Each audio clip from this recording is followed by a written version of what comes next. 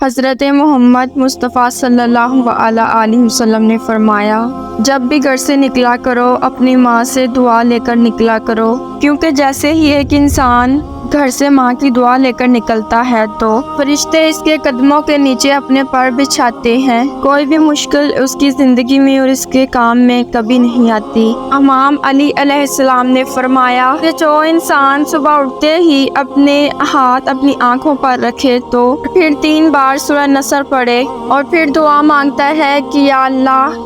میری آنکھوں کو